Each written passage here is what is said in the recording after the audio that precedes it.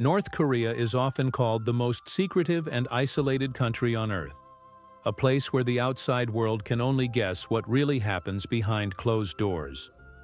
Beneath the surface of political parades and nuclear missile tests lies a grim reality for over 25 million men, women, and children living under one of the most oppressive regimes in modern history. Here, the ordinary people endure incredible hardship and fear as they live in a tightly controlled society dictated by the Kim family dynasty, now in its third generation of rule. From the rugged mountains to the capital city of Pyongyang, North Korea is a land frozen in time yet trapped by a powerful dictatorship's grasp. The country covers roughly 120,000 square kilometers, bordered by China, Russia, and South Korea. Physically, it may seem small, but politically and socially, it is a world apart, completely closed off, officially Hermit Kingdom, cut off from the flow of ideas, goods, and freedoms enjoyed by most of humanity. The nation is ruled by the descendants of Kim Il-sung, the man who established the regime after World War II. His leadership created a cult of personality unlike any other, with statues, posters, songs, and education centered entirely on glorifying the ruling dynasty and its ideology. After his death in 1994, his son Kim Jong-il took power, intensifying the secretive and brutal nature of the regime.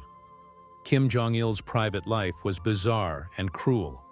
He collected over 20,000 DVDs and films, sometimes forcibly keeping South Korean filmmakers captive for years to produce propaganda. His notorious Pleasure Squad reportedly comprised thousands of young women who were coerced into serving the dictator and his elite circle in roles ranging from entertainers to sexual slaves, stolen from their families as teenagers. When Kim Jong-il passed away in 2011, his son Kim Jong-un inherited the throne. Despite his youth, Kim Jong-un quickly filled the role with a ruthless desire to maintain power through fear and spectacle. His lifestyle is marked by extravagance and luxury that starkly contrasts the desperate poverty experienced by most North Koreans. Multiple private jets, luxury cars such as Ferraris and armored Mercedes, and palatial residences surround this modern ruler. He entertains foreign guests with opulent banquets featuring imported alcohol and delicacies, while the vast majority of his population live with barely enough food and basic necessities. Life for the typical North Korean is harsh in the extreme. Housing is frequently cold and overcrowded, with many people living in apartments that lack heat, running water, or consistent electricity. Food insecurity is a constant struggle, with chronic malnutrition affecting the population's health and development. North Koreans often survive on rice, corn, and foraged plants. Meat and fresh vegetables are luxury items. Many are significantly shorter than their southern neighbors as a direct result of poor nutrition in childhood and ongoing food shortages. Freedom of movement, one of the most basic human rights elsewhere in the world, is drastically limited.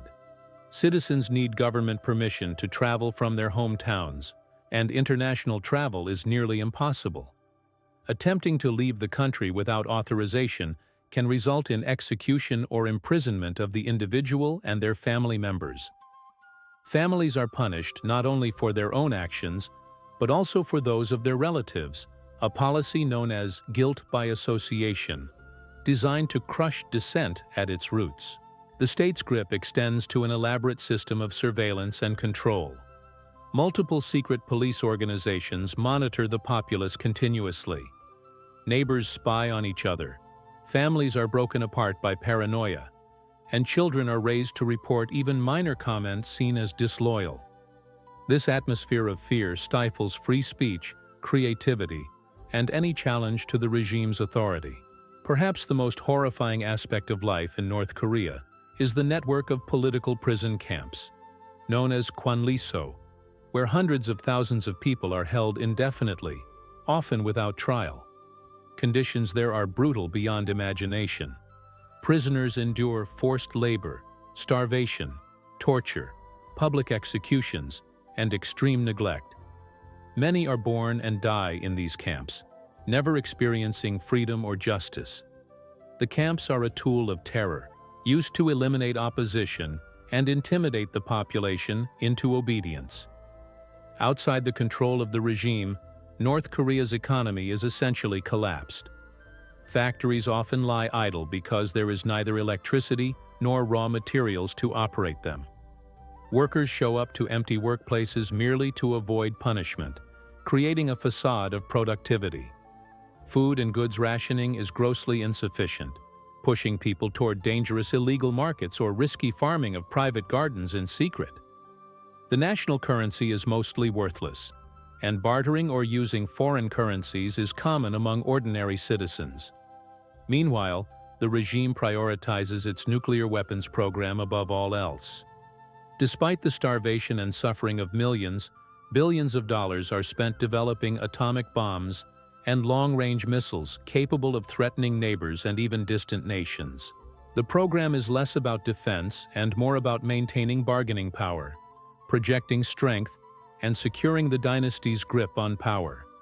These nuclear ambitions have resulted in international sanctions, further isolating the country and worsening conditions for the general population. Escaping North Korea is incredibly dangerous.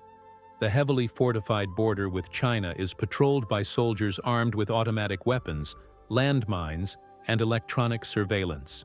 Many defectors perish trying to cross or live in fear of capture and forced return, which often means torture, imprisonment, or death.